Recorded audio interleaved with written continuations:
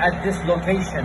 Then a brief reminder of what he himself said in Khutbatul Wada'. This is where most of that khutbah was given, right behind us.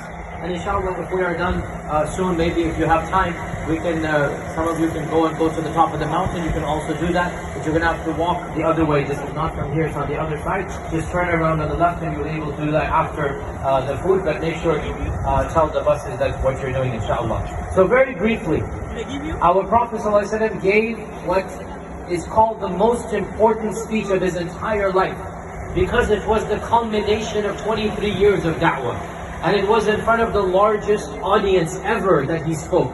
Over 100,000 people, as far as the eye can see. This is where it happened. And he stood someplace over there. And Sahaba were stationed to repeat what he said, so that all of the masses heard. And the whole speech is too long for us to give right now. I just want to highlight some salient features of that khutbah, because it's an eternal reminder. He began by asking a rhetorical question: where are we? They said, we are in Arafat, the holiest of holy. He said, what month is it? They said, Dhul Hijjah. He said, what day is it? They said, it is the 9th, it is the auspicious day of Arafat. So he said, just like this land is holy, and this place is holy, and this time frame is holy, and the act that you're doing is holy, you are combining the holy upon, just like that sacredness, he said. Know that the life and property and blood and honor of every Muslim is also sacred and holy. You cannot do anything to hurt another Muslim. What a beautiful way he started this whole khutbah. He made them understand that just like Makkah is holy, Arafah is holy, Dhul Hijjah is holy, the Hajj is holy, just like you have to act in a certain manner and be responsible and don't do anything wrong, he said, so too the life and the honor and the property of every single believer, it is haram upon you to do anything to harm that believer. So we have to protect our tongues from hurting other people. We have to protect our hands from harming other people. We have to protect us from doing any injustice to other people. And then he also emphasized a number of things. Of the things he said is he talked about the economic problems of the time. And in particular, he mentioned the dangers of interest. Because interest is something that breaks society. Interest is something that we see it now. The top 3%, the top 3% the top 3 people in our country of America own more than 50% of the wealth of the entire country. And that's just not right.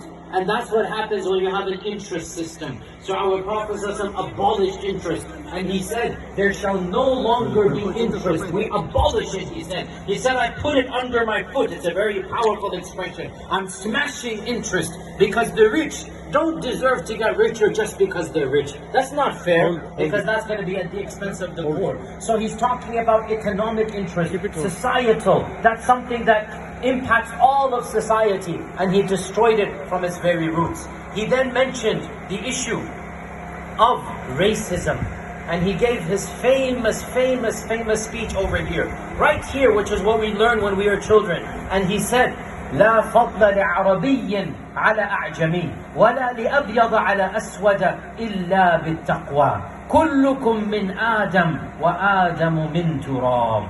All of you come from Adam, and Adam came from dust. There is no superiority of an Arab over a non-Arab, of a white over a black person. And this is something that is unprecedented in human history. In all of human history, no one, no philosopher, no genius, no intellectual, no author ever said that all races are equal. Their race does not mean anything in terms of their piety. The first human being to make this a global message, and even in our own country of America, racism is still endemic, and it was enshrined in the law 1 generation ago. That's when the law said racism is wrong, back in the 60s, 1 generation ago. And our Prophet ﷺ, 14 centuries ago, he told us, we don't look at people through the lens of racism. And he also forewarned us something very painful. He said, 4 things from Jahiliyyah. They are from paganism, but they shall remain in my ummah until the day of judgment. 4 things are evil, and they're from the days of Jahiliyyah, but they shall remain in my ummah. Number 1, he said, racism. Even though it is un-Islamic, he told us that unfortunately segments of his ummah will retain those elements of Jahiliyyah, and we see this still to this day, and we have to be very explicit. Dear brothers and sisters, racism is endemic in our own ranks, and these days it's not just the color of our skin, it is our nationality, it is where we were born, it is that he is from this land, he is from that land, she is from this village, they are from that village, and we still treat others depending on their background and their origin. And our Prophet ﷺ predicted that this is something that is from the time of Jahiliyyah, and unfortunately some of my ummah will have it until Judgment Day. Whoever has it amongst himself and his or her heart, dear brother or sister, wipe it away, because our Prophet ﷺ